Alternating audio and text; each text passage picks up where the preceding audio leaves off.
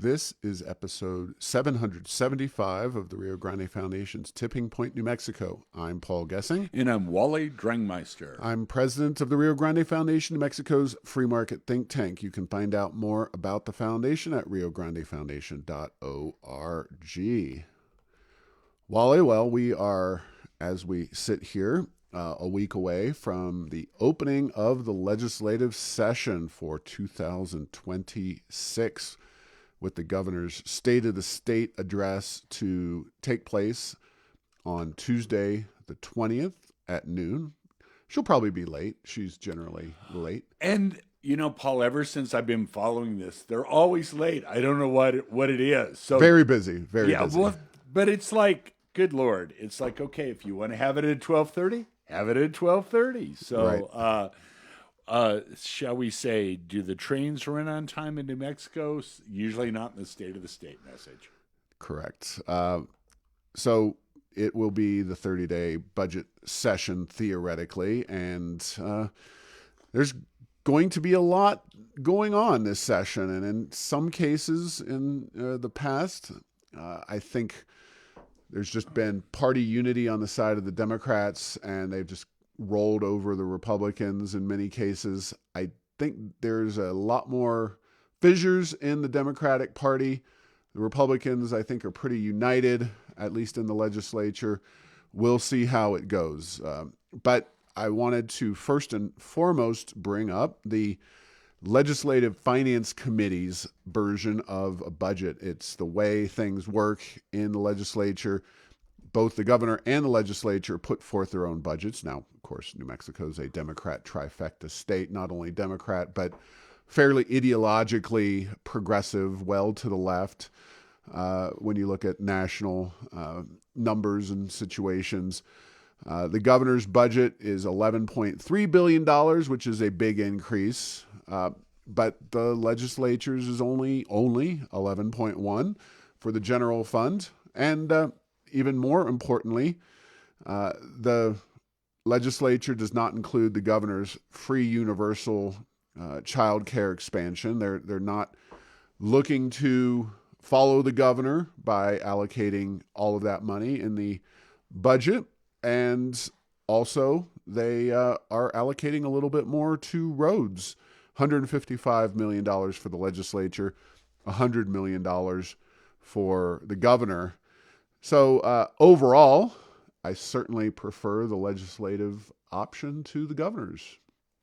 Well, it's definitely less, and boy, has the budget ever grown in New Mexico. And the one thing that has not grown is the appetite for restructuring taxes, bringing some taxes down, giving refunds to taxpayers, doing something a la Alaska in terms of a dividend or something like that. We just keep running it through Santa Fe. And, you know, it'd be different, Paul, if necessarily the programs that were predominantly run through Santa Fe have been working out well. But, you know, things like crime, education, you know, now they've dip their finger in a very negative way into the healthcare system. That's really a problem. And so, yeah, it'd be nice if they at least had one big victory they could point to justify why everything needs to go through Santa Fe. Now,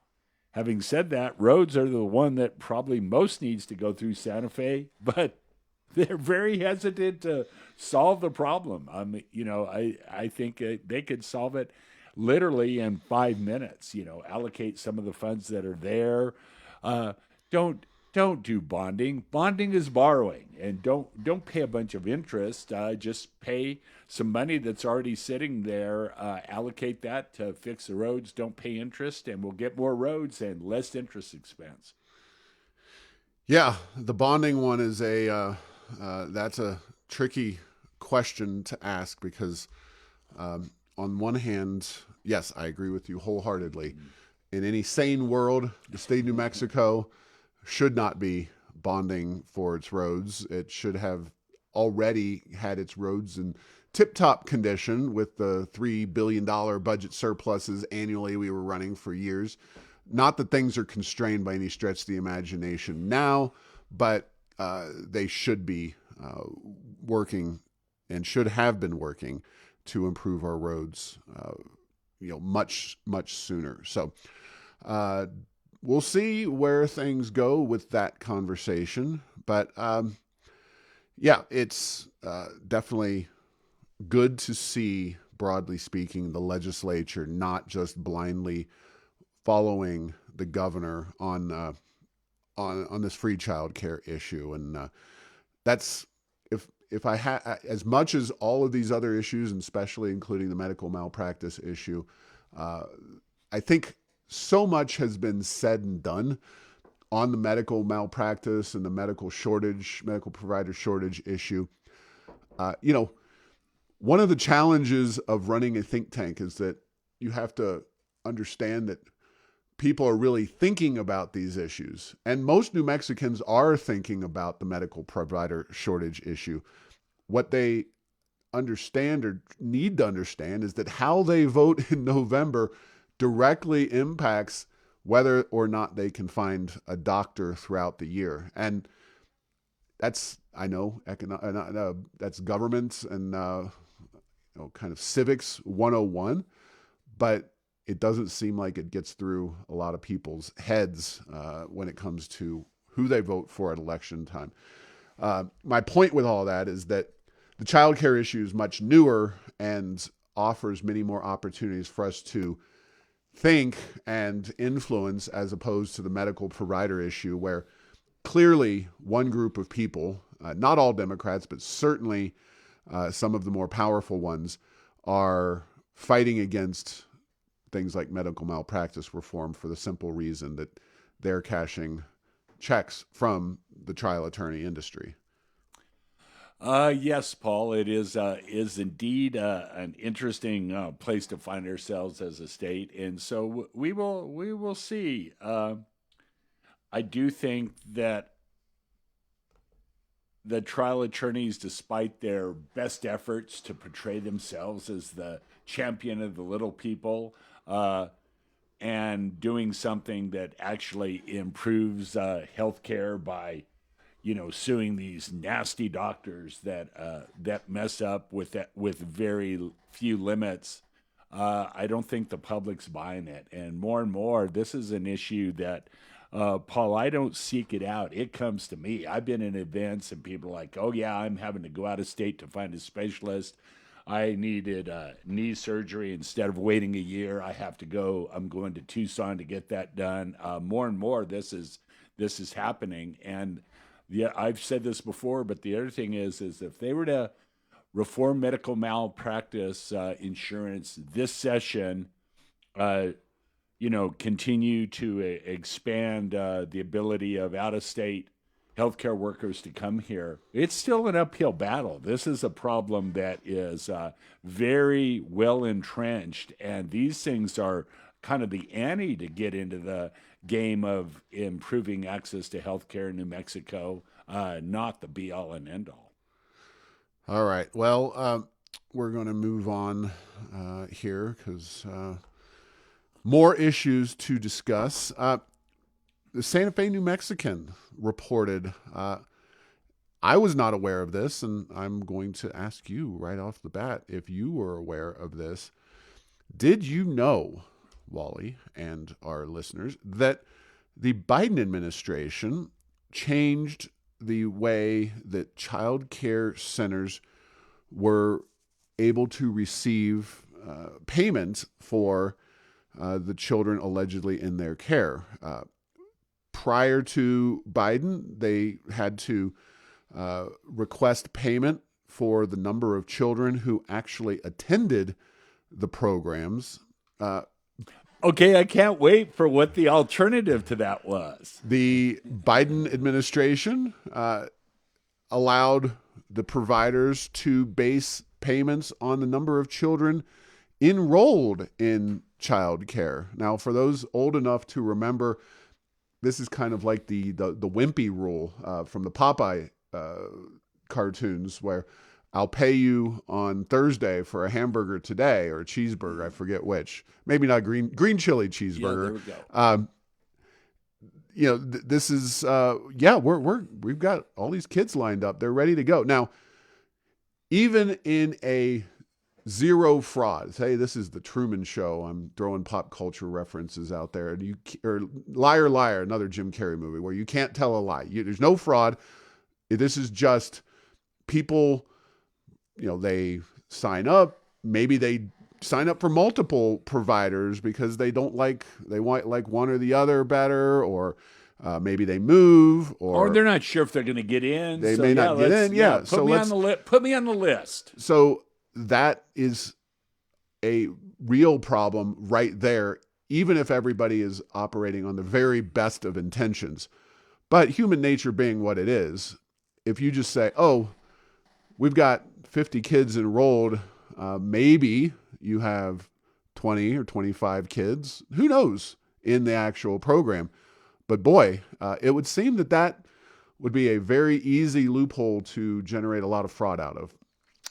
Yes, and if there were only a national example about a story of another state that some bad things had happened, maybe we could learn from that. But yes, this is, it's one of those things.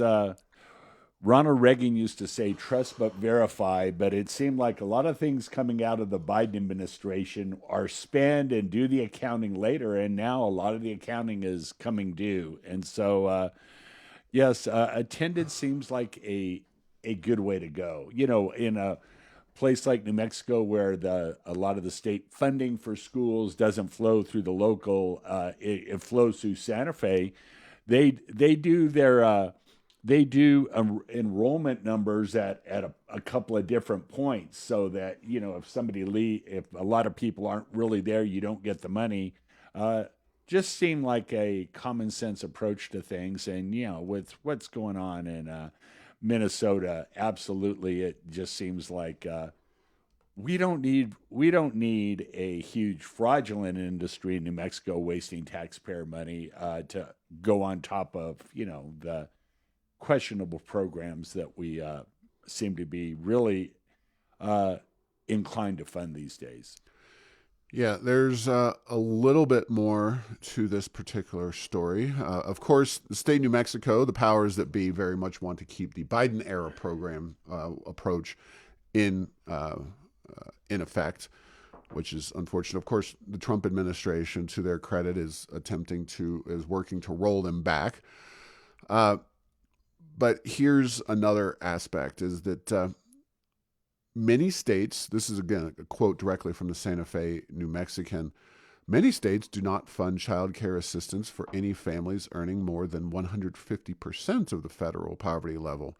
New Mexico, even before this governor got a hold of things recently, the state was doing it for up to 400% of the federal poverty level.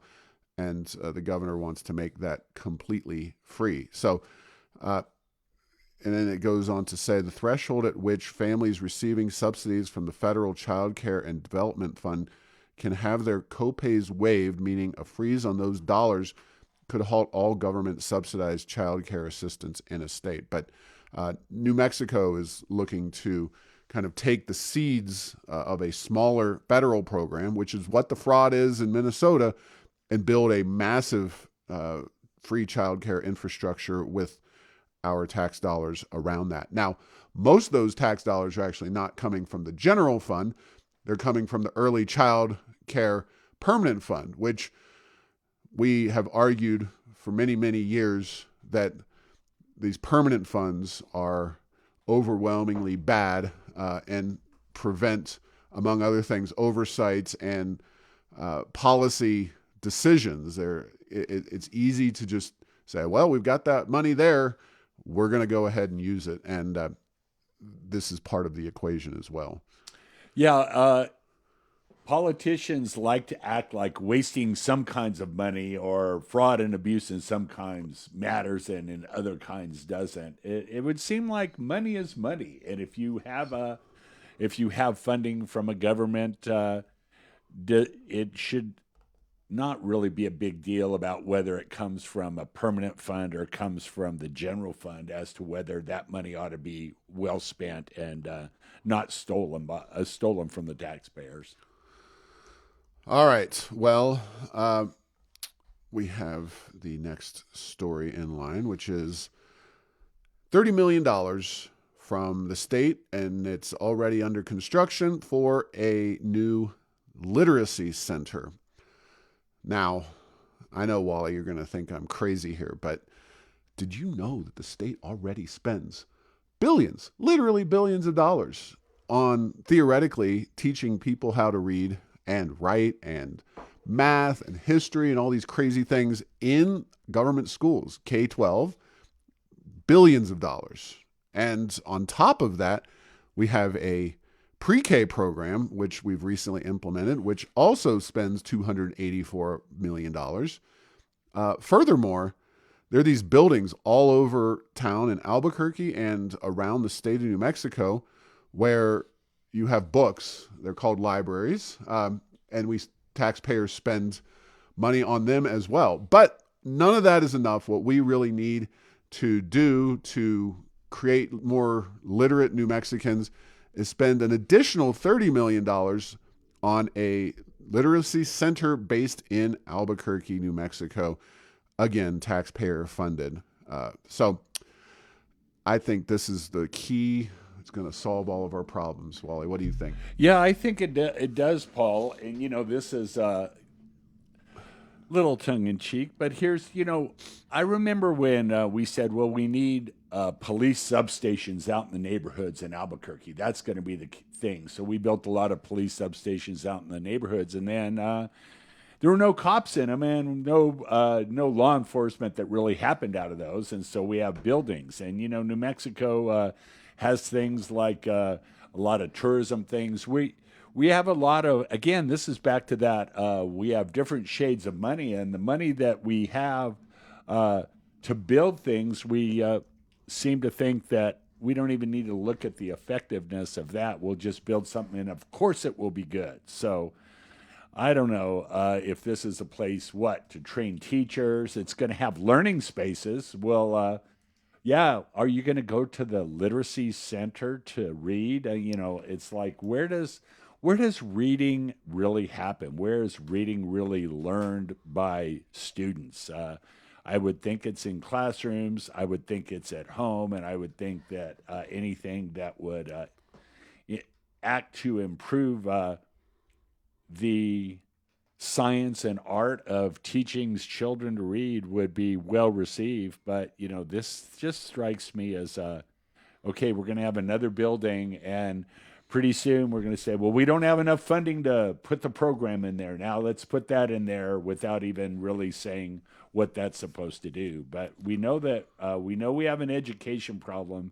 That's absolutely clear. And if Paul, New Mexico, $30 million, big deal.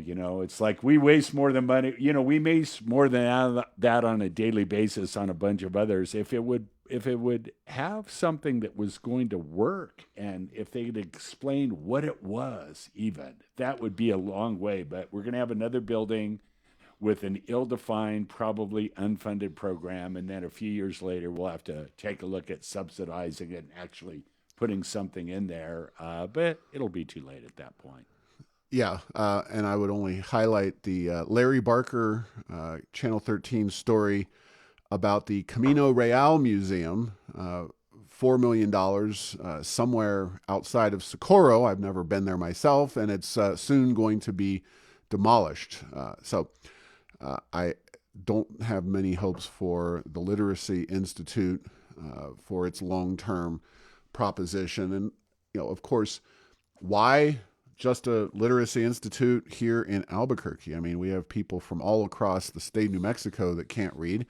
Why don't we, this is not my advocacy for this, but why are we? JAL, New Mexico needs a literacy center, a exactly. $30 million building. Thank you for that, yes. Not a policy recommendation. We're just going to go with that. And a lot of love to my people in jail that I'm not insulting you in any way, but it's like, hey, maybe we could do it somewhere else if this is such a Well, good if you idea. are, you're in jail, you're probably based on oil and gas money, really the ones funding this whole thing. So why do you do have to wonder to yourself, why are we paying essentially for a $30 million building, thanks to our money, our industry, and it goes in Albuquerque? I think that is a fair question. Uh, a lot of those people in jail would probably like a little tax cut, but probably a road repaired. Knowing, haven't been to jail in a few years, but uh, based on the rest of New Mexico and knowing Southeast being even worse off than the rest of the state, it would be nice to have better roads. And nope, got to have a literacy center. Well, maybe we could have a road and literacy center, Paul. It's like two Ooh, things that the legislature doesn't seem to be very good at actually improving. Maybe they could study both of those at the same time. I've got it. I've got the idea. So I know this is a bit of a tangent, but we'll just roll with it. So several years ago, there was a road right near here where we are sitting, not I-40 through the Tejeras Canyon, but if you're familiar with the eastern reaches of Albuquerque, going through that canyon, Central, which is I believe a state road, had a unique feature where they had grooves put Yes, into the road to they're play. still there. They're still there. Well, I tried to go on them, No, but I they're couldn't there. find them. I was. They're Okay. harder to find than they used to be. But Yeah, and I know they're not still as there. good, and there's talk Yeah. of redoing it, but it played America the Beautiful, Yeah. which, I don't know what the cost of all that was, but perhaps we should start grooving our roads in a way that will teach phonics as people Oh, there drive we down the go. road. I think that might have more effectiveness than a $30 million literacy A center. is for apple. Yeah. When you say apple. It might not be enjoyable to most people driving down the road. They would crank up their music even louder, but you can kill two birds with one stone. I think that's the way to do it. And maybe the rail runners' Wi-Fi could be locked in on only like literacy-based learning networks or something. I don't know. Just some thoughts here, but not surprisingly, given our poor governance and incompetence in Santa Fe, and the tendency that has been the case in recent years to just keep putting those people back in office, no matter how incompetent they may be. Wallethub recently named New Mexico the very worst state in the nation to raise a family. I know that the literacy centers, the pre-K, the free childcare, that is going to move the needle, by golly, Wally. When they get free childcare, universal, that is going to be enough to move the needle, and we're not going to be last anymore. But no, I think we're going to still be last. Sorry. Wallethub does these reports. I think broadly speaking, they're well done. There's a lot of truth to the data that is highlighted. So I'm going to go through a little bit of a few of the variables. Family fun rank. I think it is worth questioning what's there to do, what opportunities are there, whether it's amusement parks or regular parks or other kinds of things. New Mexico's 39th. It doesn't get any better from there. Health and safety, no surprise. Doctor shortage, high crime. Surprised we're not 50th, but we are 47th. Education and childcare, despite free childcare already for up to 400% of the federal poverty level, we're 50th. Affordability, we're 40th. Socioeconomics, we're 46th. The other bottom dwellers, West Virginia, Mississippi, Nevada, Alabama, Louisiana, Arkansas, etc. So not where you want to be. Top states, Massachusetts, Minnesota, North Dakota, Wisconsin, Nebraska, New York. Now, I do think that from the results perspective, you have a bit of a demographic issue. A lot of these states are just wealthier states. New Mexico is a wealthy state. It's the people who are poor, and that's why we wind up alongside some of the truly poor states. although Mississippi is improving, Nevada has a lot, but it also has a lot of sin. It is home to Sin City, after all, and there's a lot of issues with things in Nevada. But no one has more problems than we do right here in New Mexico. Yeah, and then just look at our immediate neighbors, Arizona. Our former twin sibling at our beginning. They're better than us. Utah, a lot better. Colorado, a lot better. Heck, Paul, Wyoming. If there's ever a state has low population, huge expanses of land. You can freeze to death in the winter in 5 seconds, and it's a better place, on when we look at these numbers than New Mexico. And so I don't know. Maybe we need a law at the legislature that we New Mexico can no longer be included in the rankings of states because it's just making us look bad. Absolutely. All right. Well, it's unfortunate, but that's just the way we tend to shake out on these lists. Another area of government waste that we've continued over the years to call into question is the Rail Runner, that train that runs from south of Albuquerque to Santa Fe. Remains a utter and abject waste of money. That was a Bill Richardson project in his efforts to run for president of the United States. He built and got the legislature, of course, to build that project. On my to-do list, after every new year, maybe a day or two after the new year, I do a public records request and find out how many people have ridden that train in the previous year. So just for context, the Rail Runner's peak year was 2010. It came along in 2007. The first year, the biggest year ever for the Rail Runner ridership was 1.24 million people rode that train back in 2010. And then it began a slow, well, not so slow, kind of a fast decline. It started out slow and then accelerated, kind of like a train. And it by 2019, ridership annually, remember, we were at 1.24 million. By 2019, that number had dropped to 744,000.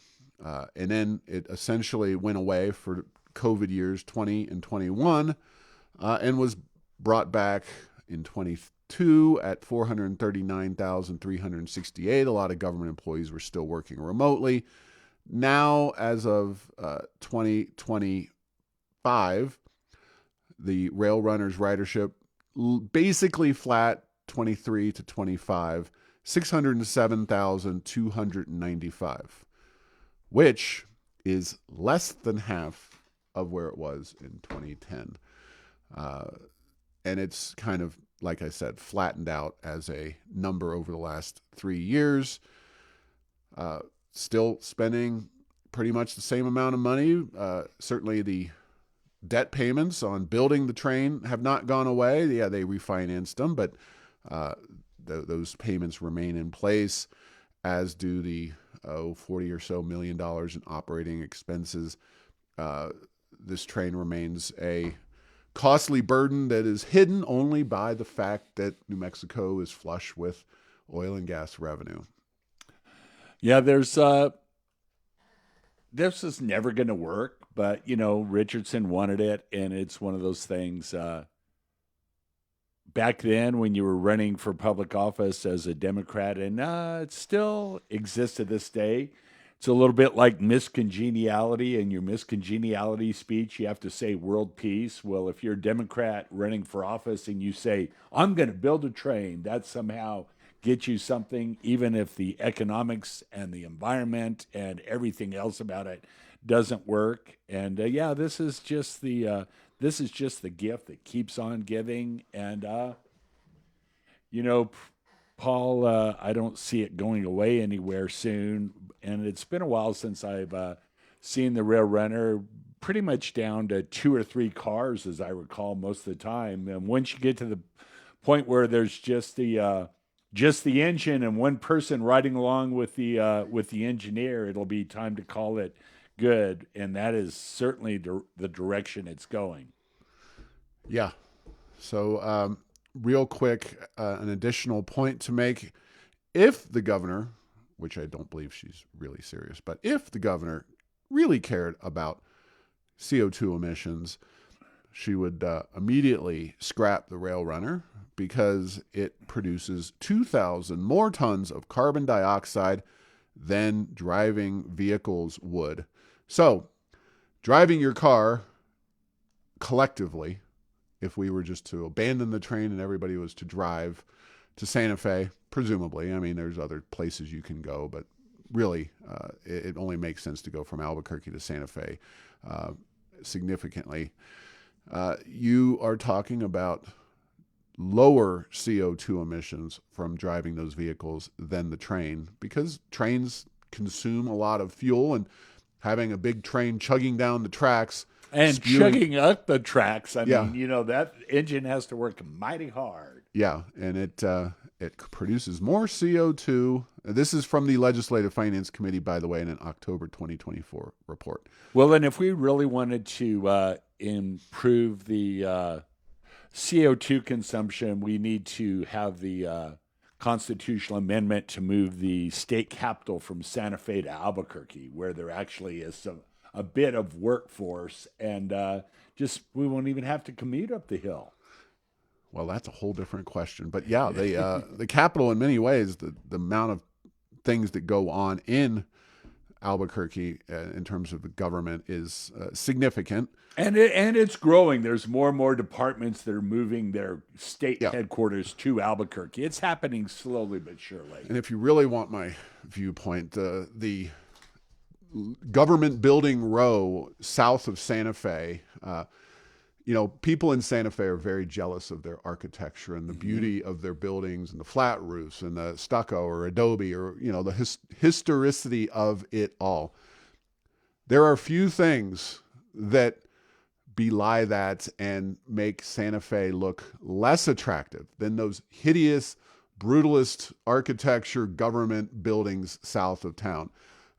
Those are some truly awful, awful buildings that should make every historic preservationist and architectural enthusiast that resides or cares about Santa Fe should make them just want to throw up in their mouths every time they pass them, because those are truly hideous buildings. Yeah, a typical McDonald's in northern New Mexico looks a heck of a lot better than those, and some of them actually have some stucco on them. So absolutely.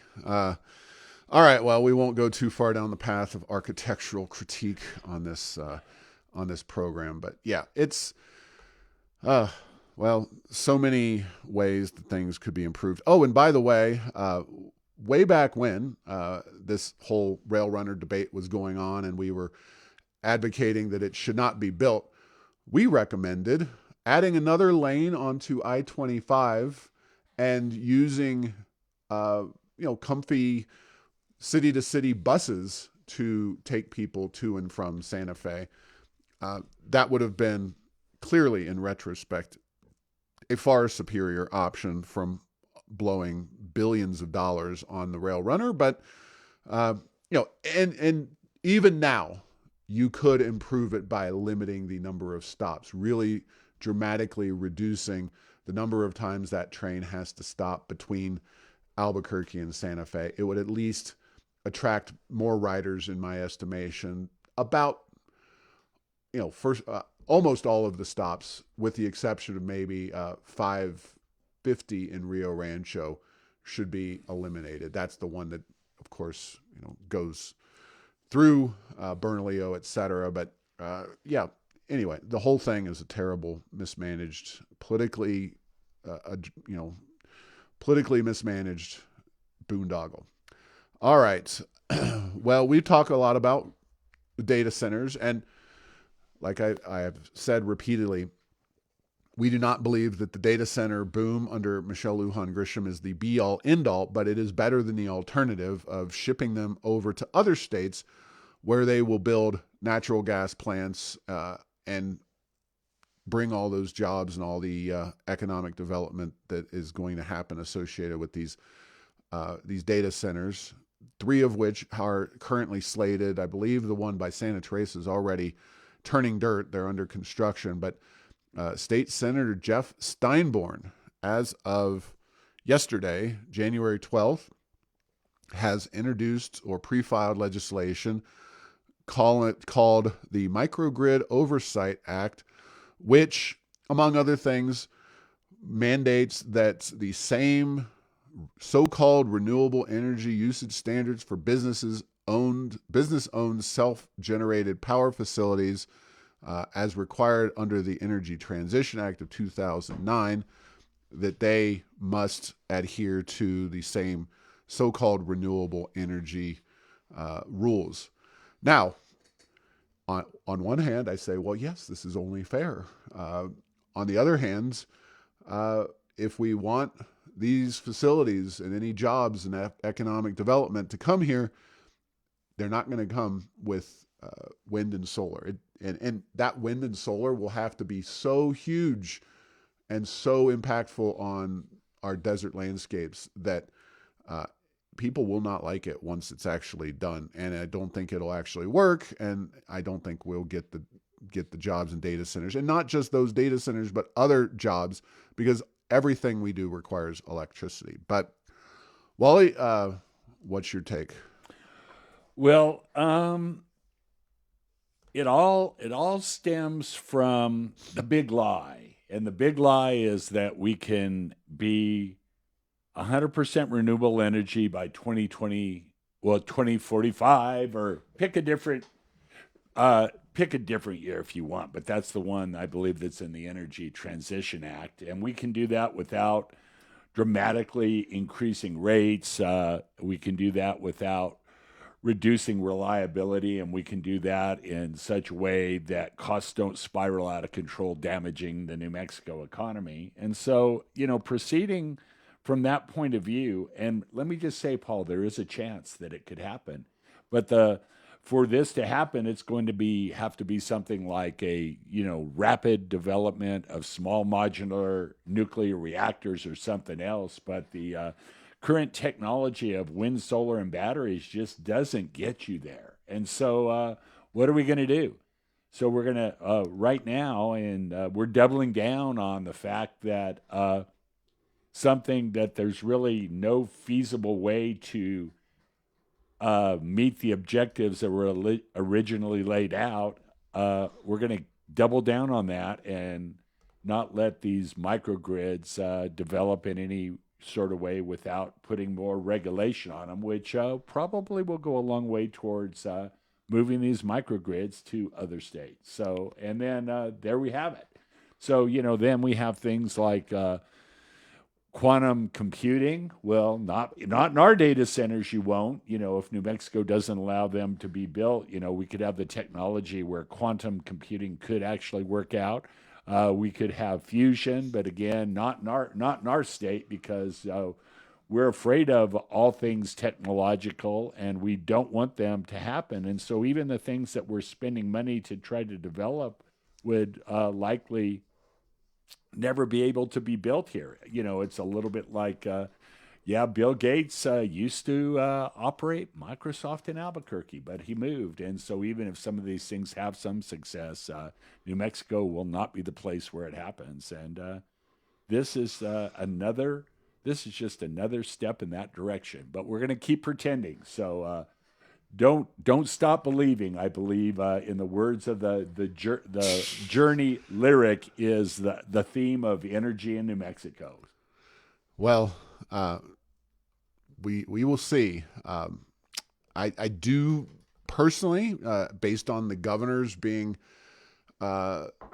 behind the data center situation, I don't think this bill will ultimately become law after the 30-day session. I don't even know if, the governor does have a certain amount of control over the agenda. She may just not even make this thing germane. So whatever your policy concerns or questions, politically, this is yet another fissure, another split within the Democratic Party. Because Steinborn is by no means alone.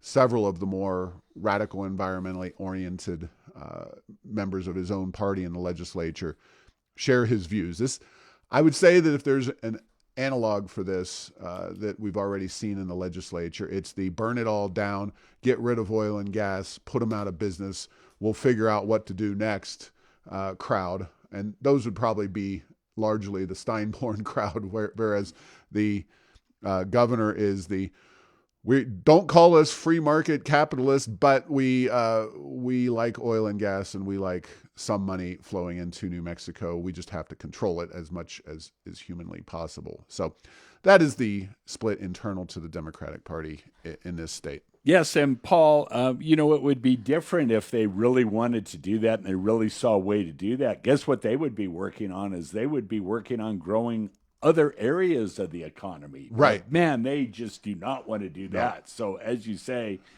it's kind of like, what is it?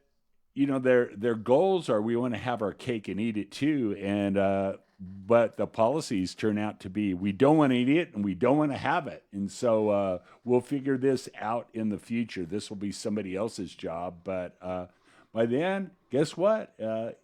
We could be in for some tough times if that happens. Yeah. All right. Well, that is where we're going to leave things. Thanks for listening to this week's episode. Find all episodes at tippingpointnm.com or at the Rio Grande Foundation's YouTube channel. Subscribe to the show at Apple, Stitcher, or tell Google Home to play Tipping Point New Mexico. Thanks to Path 3 Marketing for producing this show.